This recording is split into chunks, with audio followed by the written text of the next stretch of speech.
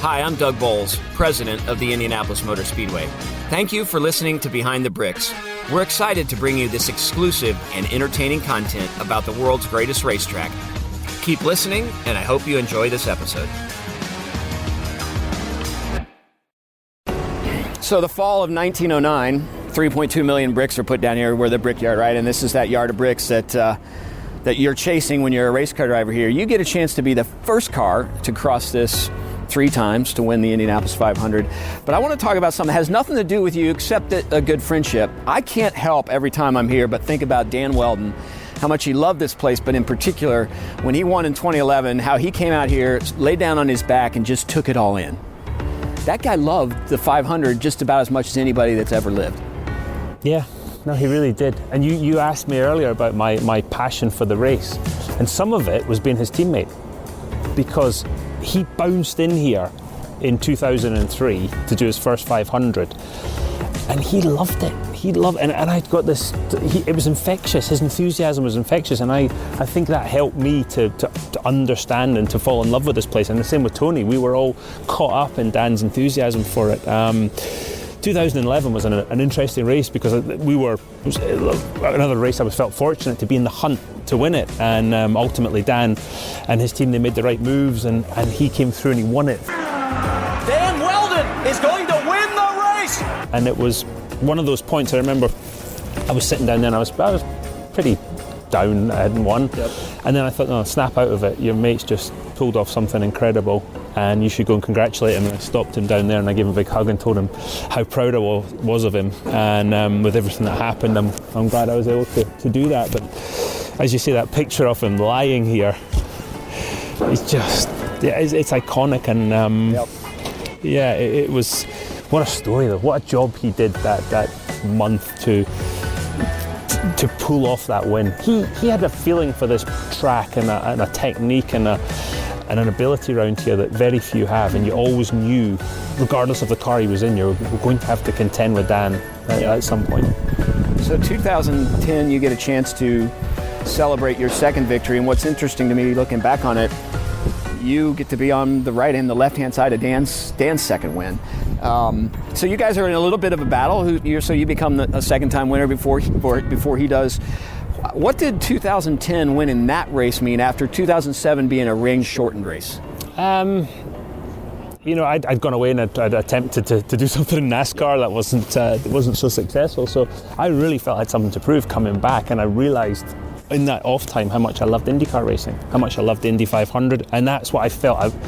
That's what I wanted to do. That was what my passion was. So to come back in that period, 9, 10, 11, 12, we were had a car, and we were in contention as a group to win any one of those races, and that's all you can ask for. And then you've got to put the pieces together, and we did it 2 out of those 4 years. But 2010, the car was so fast. It was in a spec series. It was mad. At one point, I think we were half the track ahead of the field, and it was just such a quick car. Yep. Tricky thing to drive. I actually bounced it off the wall on turn 1. I got a little bit loose there, but it was quick. And the yellow came out, and we pitted. Everybody pitted, and we had to make some crazy number of fuel mileage. And I didn't like that. I liked making fuel. It was, part of my Scottish upbringing. I always imagine I'm paying for it myself. So this is one of those deals where you'd pay $2 million for a gallon or 2. Mike Conway crashed, and and it ended under yellow. We had just enough fuel. I mean, I think I had half because of the yellow. Right. The last lap, I had half a gallon of fuel left in the thing, but the oil cooler had split on the last on the Mike Conway debris. Yeah. So not only was there not a lot of fuel in it, there was a lot of oil all over the floor. So that was the most dominant car, the 2010 race, and that was one of those. My engineer Chris Simmons, him and I worked just on the smallest details for the whole practice, and we had a car that was quick, and we were able to execute. So you talk about your year off in 08, but you've been able to do something that not a lot of race car drivers do. Elio Castroneves won 4 Indy 500s but never won a championship. So you win 4 championships and 3 Indy 500s, all sort of in that 6-year period where you're able to dominate across the board. And you did come back in 09, you win a championship 09, and come back in 10, win the 500 and a championship. I mean, you are on a big time roll at that point. But does it sink in that you're no longer an Indy 500 winner, you're a 2-time Indy 500 winner, which puts you in another stratosphere? Yeah, it did, because one of the things that I think I'm most fortunate with is that the legends of the sport became my friends. You know, those heroes of ours from the 60s and the 70s, they became my friends. Right. And they would say, hey, you know, welcome to the club, but now you're moving up. Yep. And they kind of helped me understand what it meant. Emerson Fittipaldi, Al Unser Jr. I mean, just people that you had to have been watching as you're beginning your racing career. So Al Jr. said something when he won, and he stood up there and he said, "You don't know what Indy means."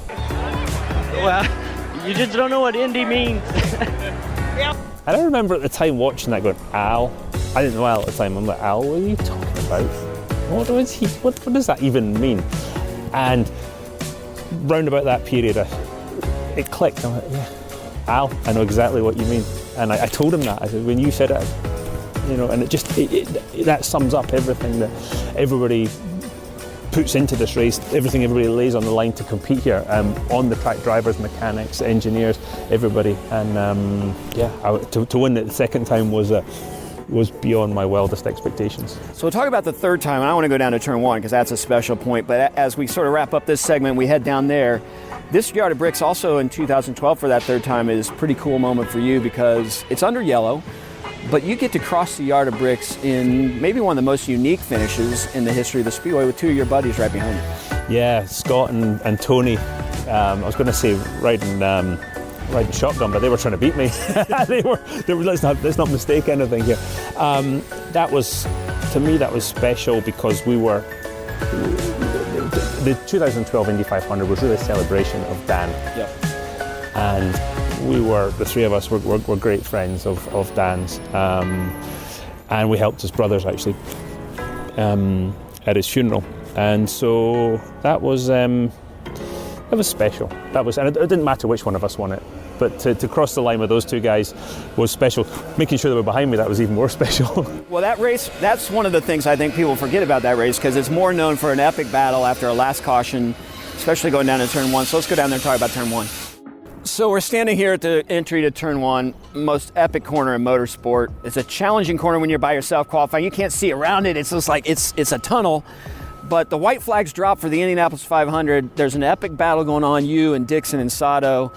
You're less than 2.5 miles away from win number 3, but you got a guy whose phrase is no attack, no chance. You know he's going to do something. What's going through your mind as you're 230 miles an hour getting ready to turn left with Takuma Sato behind you? Is out. Dario Franchitti takes the defensive line into 1. Sato taking a peek. Inside. Keep going.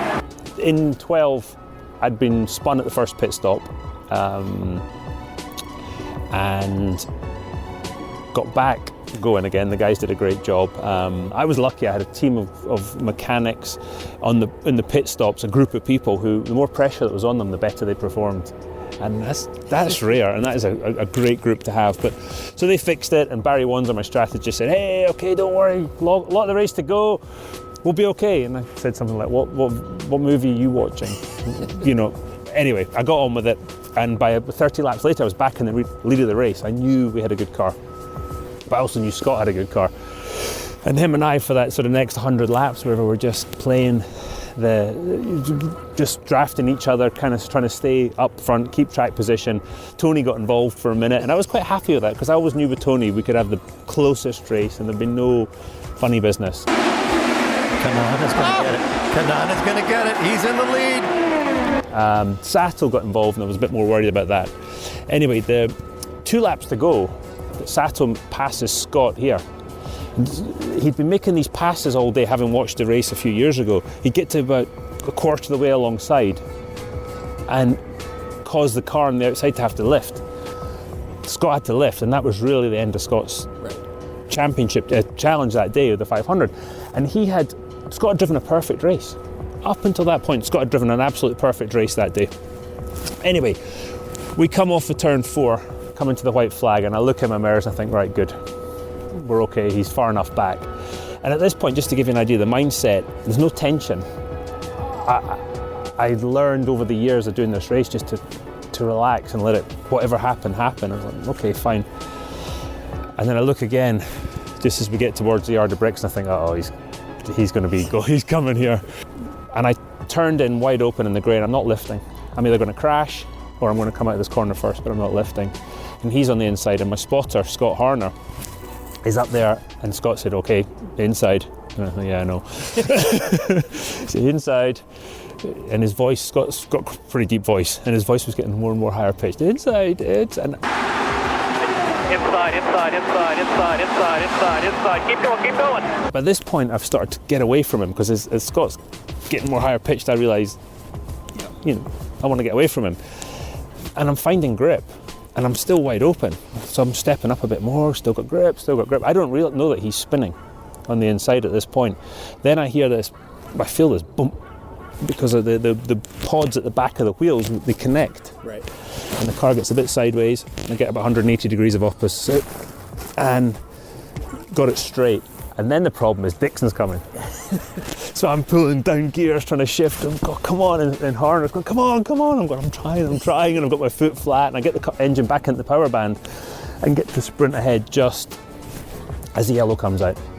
And then the rest of the lap was, my legs were shaking. I remember crossing the finish line, even under yellow. I've got Tony and Scott there, and my legs were shaking in victory lane, and it was, I wasn't gonna, I might have crashed, but I wasn't going to lift, and I gave Sato the room. He's the one that made the mistake. And then afterwards in the bus lot, I was sitting having a beer with my Scottish buddies who'd been to every one of my wins, and Sato comes up, and I thought he was going to say, well done, good race, whatever, and he said, oh, you should have given me more room. I said, I'm sorry. And we had a bit of a discussion. I taught him some new words, and then invited him to leave because he was ruining my buzz. It was Al Jr., Emerson Fittipaldi-like. Yeah. I mean, two guys that are like, I'm winning this race, and you laid it all out there. Second's okay here, but it kind of sucks. And so that was what it was all about. And before the race, I was talking to Uncle Bobby, and he, these guys, he hadn't driven a racing car in a long time, and he said to me, hey, just be careful. You never know where they're going to come from today. You need eyes in the back of your head. And after the race, I said, how did you know? And he just kind of went.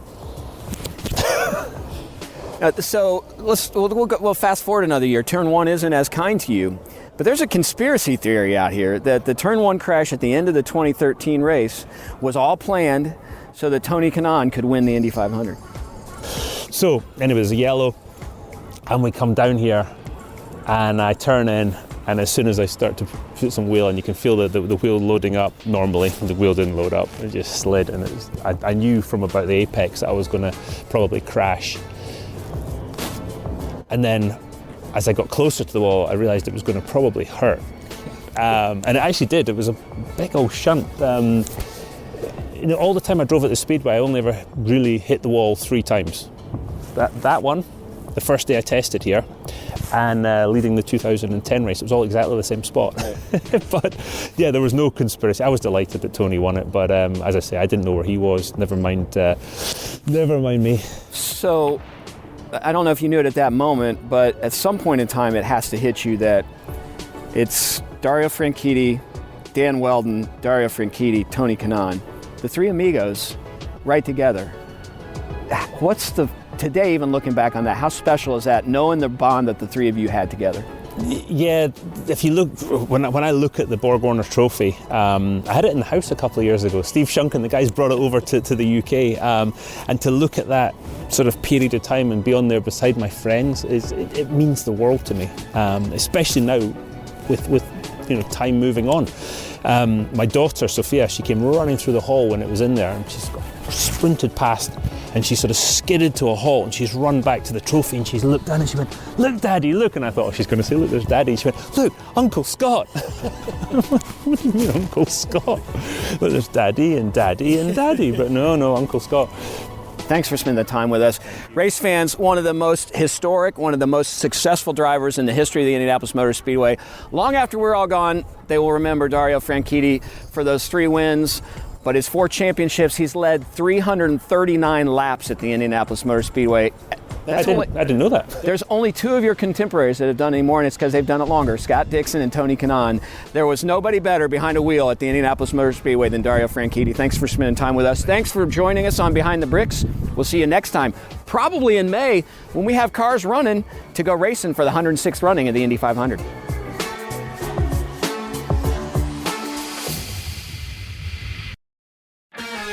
Thank you, fans, for listening to this episode of Behind the Bricks. We look forward to bringing you more exciting content about the Indianapolis Motor Speedway soon.